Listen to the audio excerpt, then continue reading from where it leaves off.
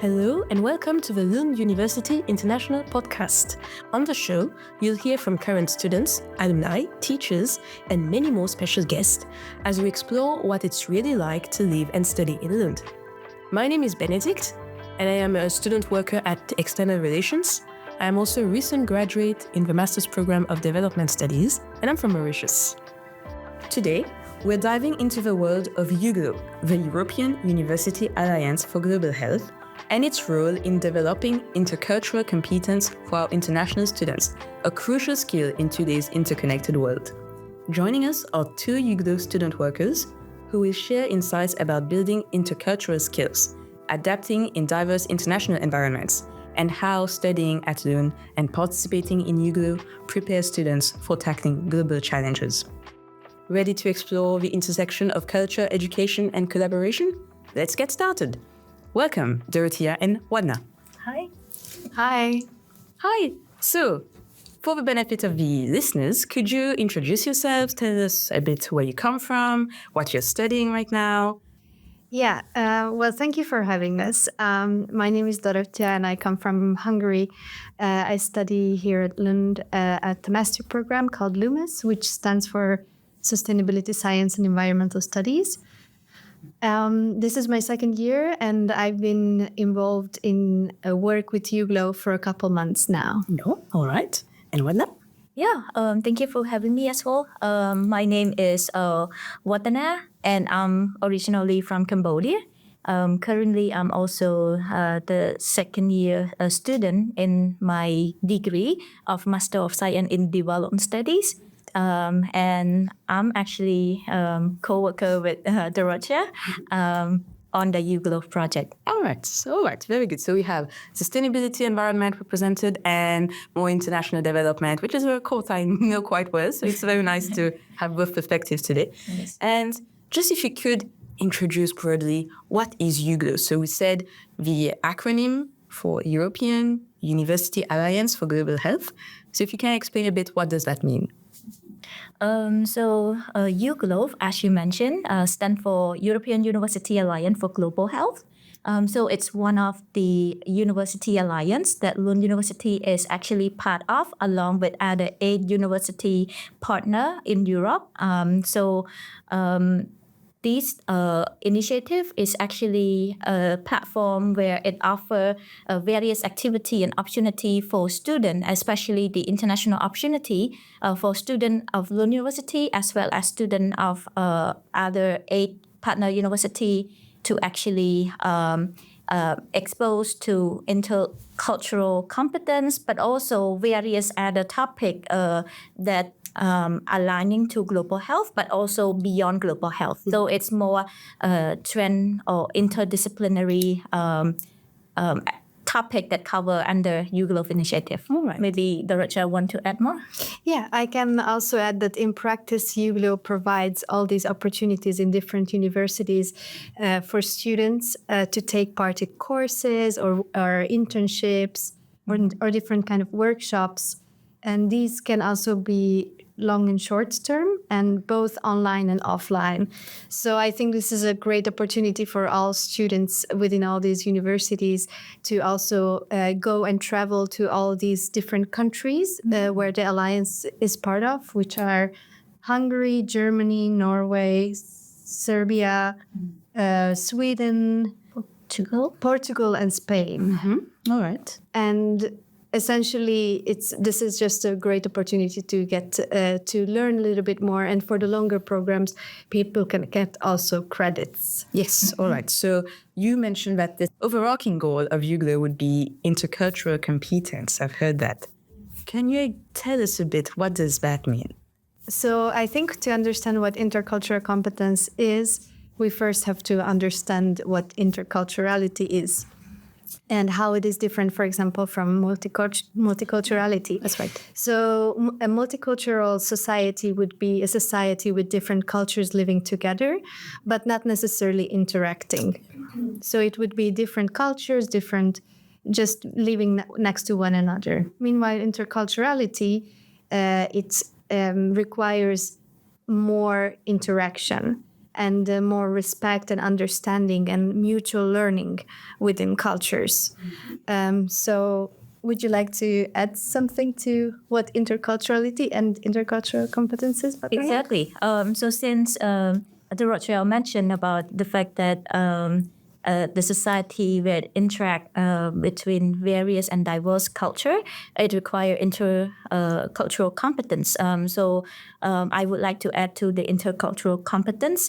So it's mainly the ability to actually recognize, appreciate, respect, and also be sensitive to cultural differences between people in different contexts. So by respecting, appreciating, respect, and also be sensitive to cultural differences, it doesn't always mean that you need to be an expert of those other culture. It's just the fact that you have the ability to actually be more open-minded and also be more careful not to judge differences, so that you can actually leverage the difference within your groups or the communities you are in, and leverage and celebrate those diversity.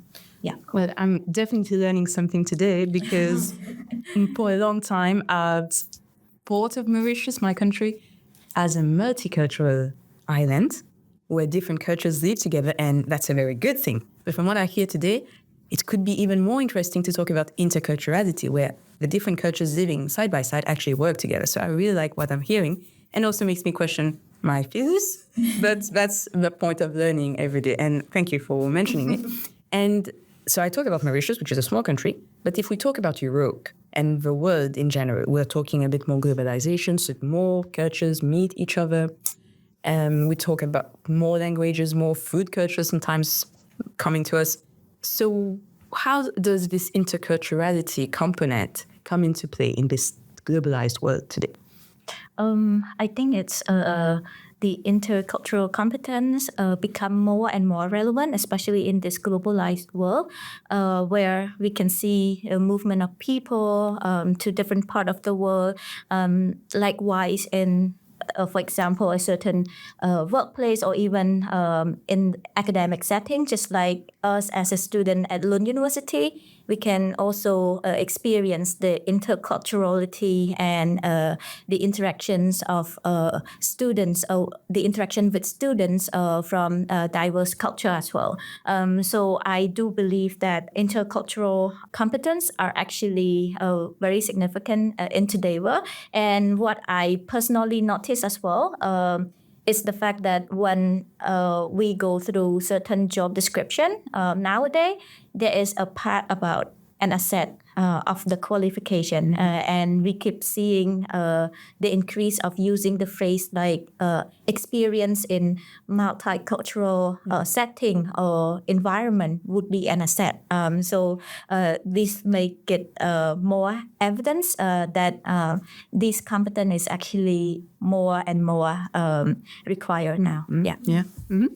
Yes, I completely agree with what you said. Well, also with what you mentioned, Bénédicte, I think also in your question there was a lot of answers because there is so many interactions between cultures, especially I think Europe is also unique in this sense that we have so many small countries that and there is a lot of flow in between those countries. And I think also going to Lund University is just a great example of a very intercultural, multicultural environment where we need to have these competences for getting ahead in our studies, because we have a lot of group work and we need to learn how to work with people from different cultures and understand the differences. Yeah, no, that sounds very topical, very important as well in today's world. And if you can share a bit, how does EUGLOH help you as students to develop this intercultural competence? And if you have any specific examples of projects that you participated in, you'd like to start? Yes, I think EUGLOH in general is very helpful, like with all the programs that it provides. As we mentioned, you can go to another country and study there. So that is already an intercultural setting. And where can you learn best than like in practice in general? But I would also like to highlight the program that we participated in as mentors this semester. which was the intercultural skills mentor program. And this was the first time it has been done. So this was a little bit of a pilot project. And the whole program was built on the notion of on how to develop intercultural skills. So there were some lectures with more concrete information, and there were also some meetings, mentor meetups, and then all group meetups where we would also share, for example, food or elements of our culture, some presentations and so on. And we had also the chance to discuss with each other about what we heard at the lectures, which was, of course, again, groups made out of people from different cultures. So then that was already the whole environment was fostering this intercultural. And was this course or project, was it on campus in Lund, or was it somewhere? Did you go in different places? Was it online? What was the modality of it? All right. Yes. So for the EUGLOH intercultural skill program, so there's two elements to it. First of all is the element for the mentor. We have the mentor training where Lund University is the host university. So the program actually gathers other mentor from 8 other partner university to come together to learn and have a 3-day intensive training for the mentor. And then that's where I think also helped me to actually navigate and also build up my intercultural skill, because basically I was the only Asians among others mentor, which for me it's a rewarding opportunity for me to actually have a self-reflection of my own culture and value, and also learn more about various other culture from other mentor from Europe as well. So this is a spot for me to actually build up my intercultural skill. But then we also have the second component, which is for the mentee, which is for students of those 9 partner university under EUGLOH initiative. So for that, the event take place on campus of those 9 partner university. So for example, in Lund, so students of Lund University actually have a hybrid mode of participation in the EUGLOH intercultural skill. So they have 3 online lecture, which is more in academic setting. But then we also have like a mentor group meetup and also social gathering, like Dorottya mentioned, as an element adding on to the online lecture. So those 2 activities are actually happening on campus. Mm-hmm. Yeah. Yeah. And from what I hear from you, it's very nice to hear that people from other universities will be coming to Lund at some point and see the campus and see life in Sweden. So it's always nice to show what we experience every day to other people as well.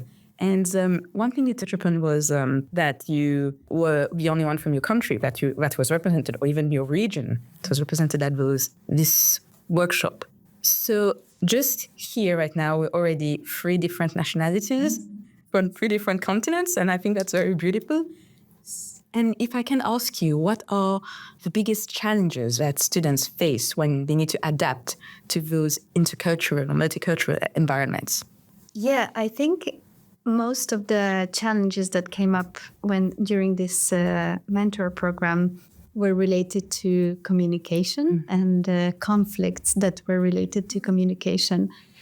Many of the students have mentioned some kind of misunderstanding, for example, with their classmates or with their roommates, that was rooted in cultural differences. And for that, we also learned about a very interesting concept, which I reflected upon quite a lot, is this low context and high context cultures. Because within high context cultures, our goal is to maintain the connection with the person that we are talking with. And it can be maybe even a landlord and a tenant, and it can be about the negotiation and so on. So it feels like for people in low context culture, that people are going around the topic and not reaching the point. But at the same time, the reason for that, or this is what we learned in one of the lectures, is because of maintaining the relationship. Meanwhile, in low context cultures, people are way more direct and to the point, and they don't care too much within a dialogue to maintain the relationship, but to be productive and like get to the point. And I think this is also something very specific, and I think this can also create some misunderstandings between people. Mm-hmm. Yeah, different cultures, languages used sometimes. What do you have to say, Waddhna? Yeah, so the biggest challenge students face when actually adapting to intercultural environment, besides the navigating through different communication styles, just like Dorottya mentioned, I do also think that language barrier is also one of the elements, because it's not only just the matter of the different language we're communicating, but also the underlying meaning under the language that we actually use. So different people actually interpret certain topic differently from others, because of their perhaps personal background, their and along with other factors that they have go through that shape how they would see a particular topic or interpret a particular topic as well. So language barrier is also one of the biggest problem, challenging, and also cause the problems with miscommunication and stuff as well. Yeah. Yeah. Mm-hmm. And well, from what I hear, we touched on careers at some point. And if I can ask, do you think that Lund University and EUGLOH, in your case, prepare students for working in international teams? Do you feel ready to work with many other different nationalities? Personally, as a student of Lund University, so for your information, this is the university where you will feel the sense of international and interacting with students from diverse culture, from various backgrounds as well. So by being a student in this multicultural environment itself, for me, it's also helped with preparation and also perhaps reflecting on my own competency in interacting with people from various backgrounds. But at the same time, in addition to being exposed to such environment itself, I think Lund University also offer a lot of good opportunity outside class that we can actually interact with more people beyond our classmates. So for example, we have a EUGLOH initiative, or even sometimes students are actually interacting socially through various elements on campus. For example, they have like student nation, student association, and a lot of other opportunity to actually learn from and actually interact in such environment. And for EUGLOH in particular, there are a number of activity that would allow you to not only experience practically, but also in terms of enhancing your academic or maybe theoretical concept of this particular topic, just like the program we mentioned earlier about intercultural skill program. So yeah, I think all of these opportunities offered by Lund University, and as a student of Lund University, I do see that it equips us with some academic and also practical insight into the real world of interacting with people from different culture. Mm-hmm. Yeah, that's very wise, I think, from you. And Dorottya? I completely agree with what you're saying. And I think this is the thing, like Lund University, or my classes at least, give a lot of space for practical experience within intercultural context. And then this program, for example, initiated more of a self-reflection process of what is actually happening when I have these interactions, or how culture is actually impacting these interactions. So I think for me it was both, both is kind of needed for an intercultural competence. But regarding Lund University, I wanted to highlight that my program, for example, but I think almost all programs are very high on group work. And group work, I think, is a controversial topic. Some people hate it, some people love it. But what I realized is that our skills of group work have improved so much over this 1 year. In the beginning, I was a bit like, I already know how to work in groups. Yeah. But then within this 1 year, it's like now we get into a group and everything works so much smoother than in the beginning. Mm-hmm. And I had this very strong experience that I went to another context. It was also intercultural to a training. And we had to do group work of 25 people.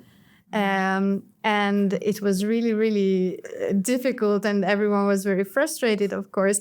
And then I was just thinking, my Lund University group works, they work so well.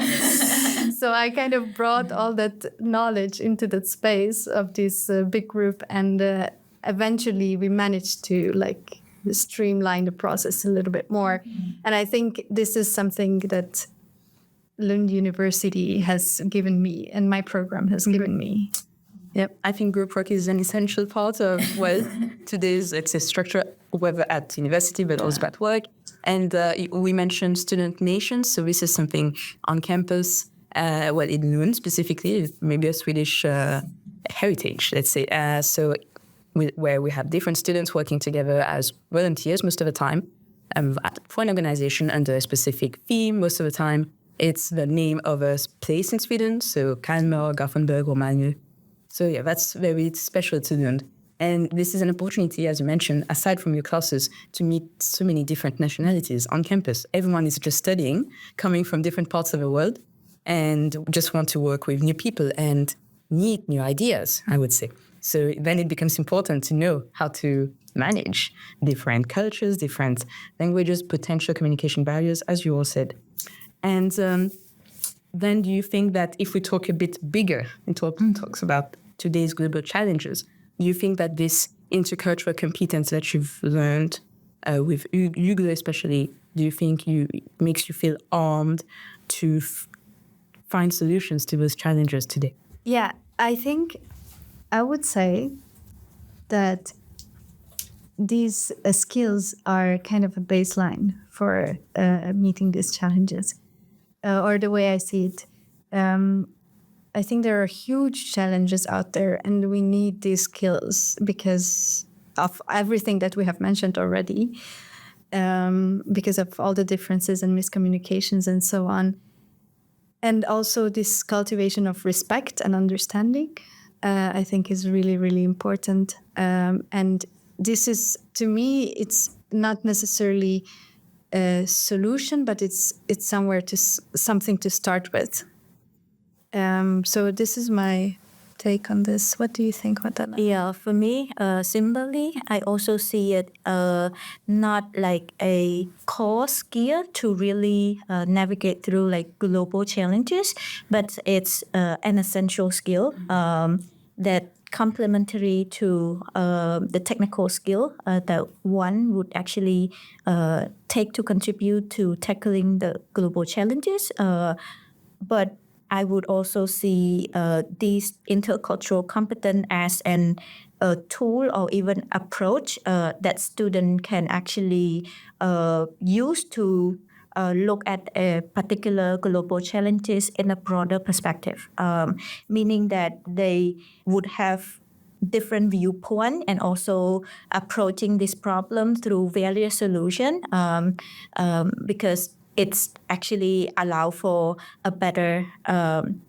approach to the issue itself. And in addition to that, it would also reflect the fact that the problems might need localization of the solutions at the ground. So for example, the climate issues, if there is a number of solutions that would work in a particular setting or in a particular country or even at different level of country. For example, national level, subnational level, and even like local level. That would require the localization of those approach even within one country. So this competence would be an essential added value skill needed to really approach the global challenges in a broader perspective. Yeah. And you inspired me when I was listening to you just now. I think in Oslo, where there's the Peace Institute, where we give a Nobel Peace Prize every year, there's this on the ground, this saying from Nelson Mandela, something along the lines of the biggest weapon for peace is to sit down and talk. But when today we're talking more globalization, so we're likely to meet different nationalities along our careers or education, we need to know how to talk to different countries, to different nationalities, other than ours. And I guess intercultural competence can allow us to know what to expect and how to anticipate potential problems. Well, I think that you're well equipped then to become the leaders of tomorrow, I would say. And if you would like to give some advice to students listening and who would like to be, hey, I want to be culturally competent, interculturally competent as well during my time at a university, what would you say? I think you, again, said something very smart, which is sitting down and talk. Yeah. It's Nelson Mandela. Well, you quoted Nelson Mandela. Yes, I would say that this is the best thing we can do, is to sit down with a non-judgmental attitude and with an openness and with the willingness to learn and the willingness to understand the other person. And it's not only among other countries, because cultures can vary within a country and culture can mean so many different things. So I think it's just essentially just a human competence of sitting down and listening and respecting and yes, and trying to understand where people are coming from. Yeah, exactly. Yeah, I would like to add to Dorottya on this point. So for me, it would be curious. Yeah. And also, if you feel comfortable enough, try to leverage the opportunity that you would actually able to gain as a student of Lund University as much as you can, because there are various opportunities actually offer for you to actually take part, to connect with like-minded people, but also to enhance your intercultural competence along the way as well.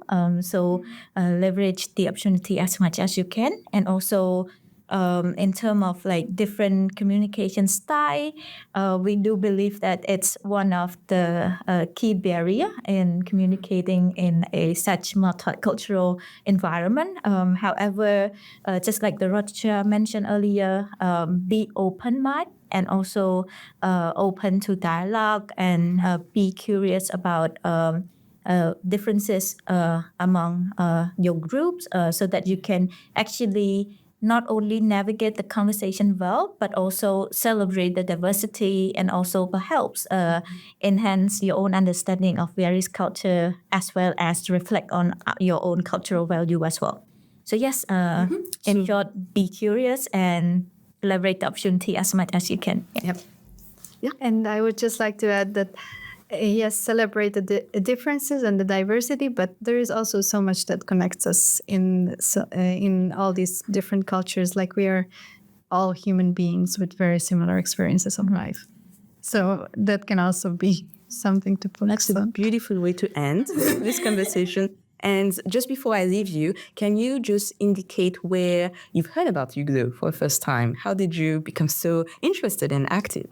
I personally heard about EUGLOH from the student workers of last year who were in the one of the university buildings promoting EUGLOH. And then there was a Canvas page, which is a student platform here at Lund University. And I signed up for the Canvas page, which was about extracurricular opportunities abroad. And that's how how I first got in touch to EUGLOH, and then the rest just happened. Yeah, and for me, I got in touch with EUGLOH, first of all, through the newsletter from my department. So each month, we receive a newsletter in our email, and then there are various opportunities actually introduced in those newsletter. And then I got to know about one of the program. They offer like English certification program, prepare you for like the professional setting. So I actually was interested and then apply.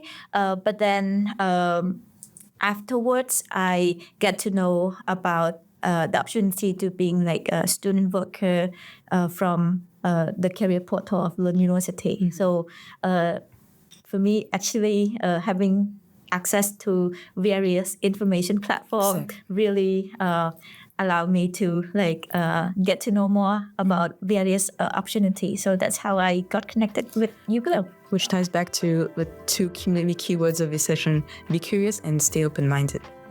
Well, thank you so much for being here today. It was very nice to talk to you and learn so much about EUGLOH and interculturality. I come back nourished spiritually. So thank you for that.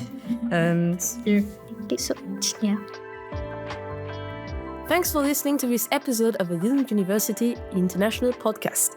If you're interested in learning more about Lund University, you can go to our website, lunduniversity.lu.se.